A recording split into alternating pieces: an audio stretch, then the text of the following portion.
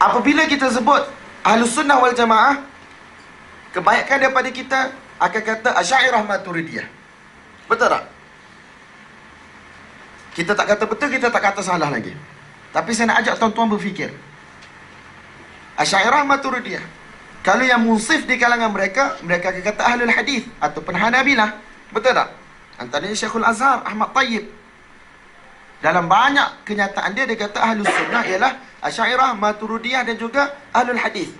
Dia ambil kenyataan As-Safarini di dalam syarah akidah dia yang selalu kita sebut sebagai akidah Safarini, Lawami'ul Anwar Al-Bahiyah.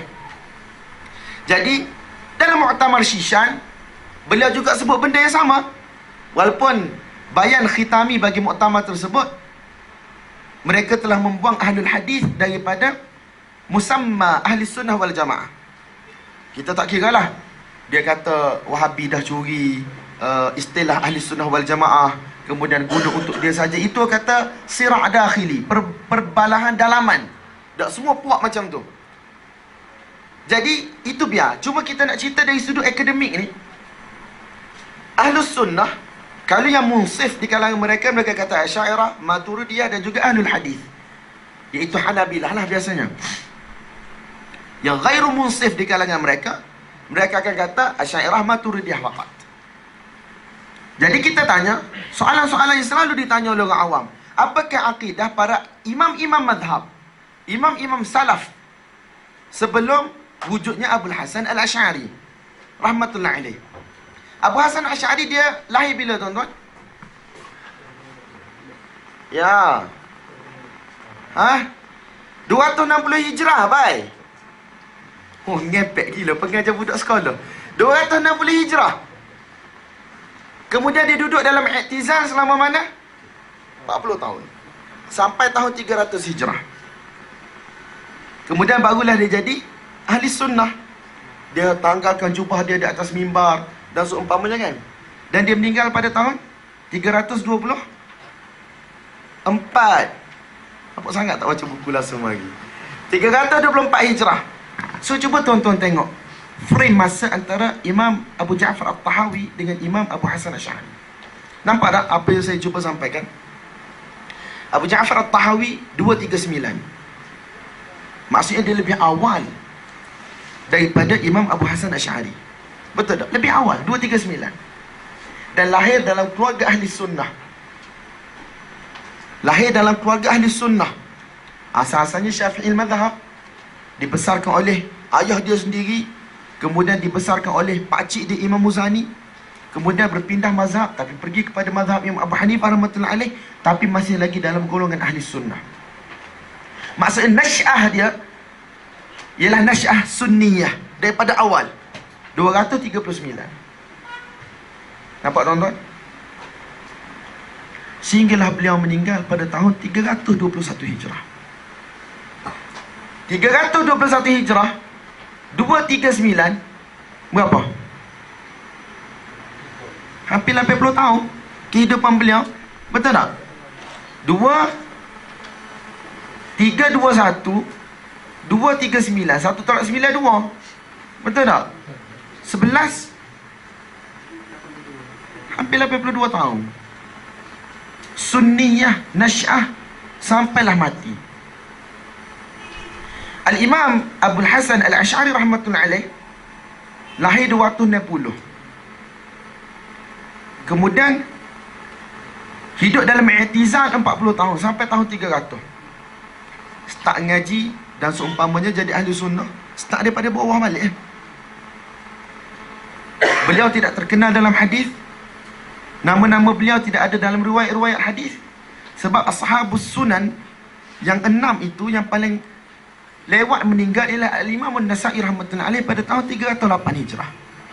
Tak? Jelas dah ni?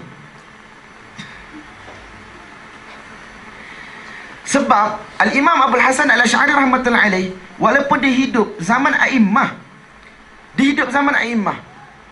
dia lahir pada zaman Bukhari, pada zaman Muslim. Imam Bukhari meninggal tahun 256. Imam Muslim rahmatullahi alaih meninggal tahun 261. Memanglah dia baru lahir. Tetapi kalaulah nasy'ah dia ialah nasy'ah sunniyah, lakana lahu sya'nun kabir. dia akan ada kedudukan yang tinggi dalam Islam.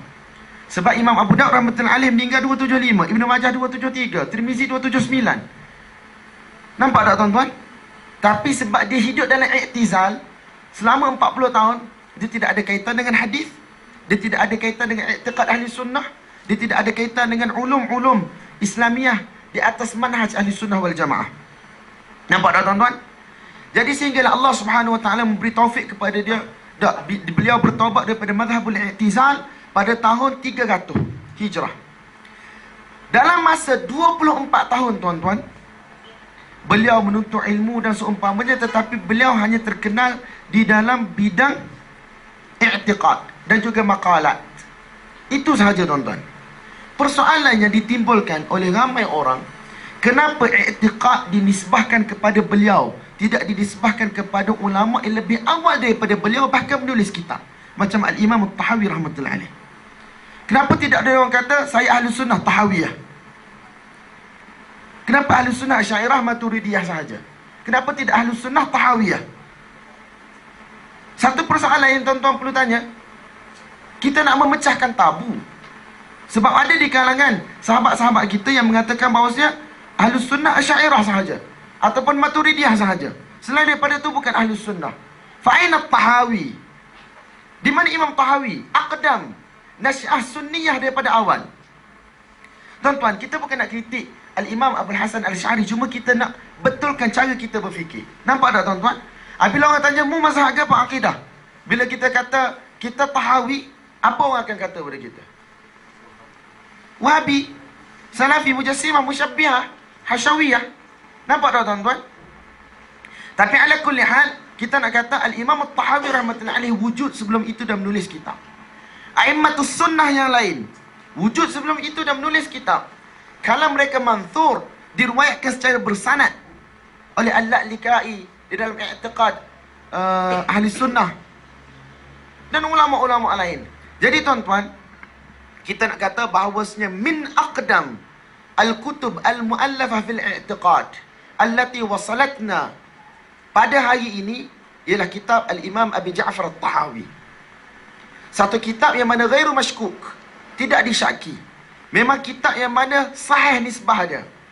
Bahkan ahlul firaq daripada pelbagai aliran berebut-rebut untuk mensyarahkan kitabnya.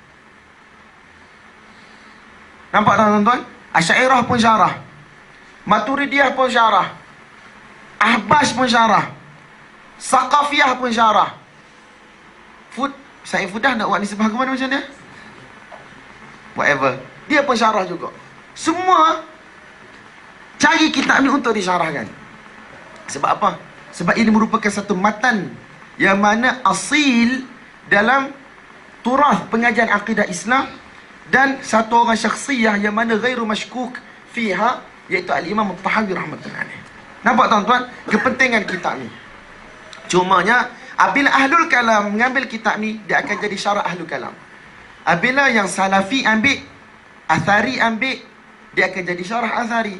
Kalau yang ahbash ambil, dia akan jadi ahbash. Kalau ada orang yang muyul kepada Syiah, dia akan cerca sahabat dalam bab-bab akhir.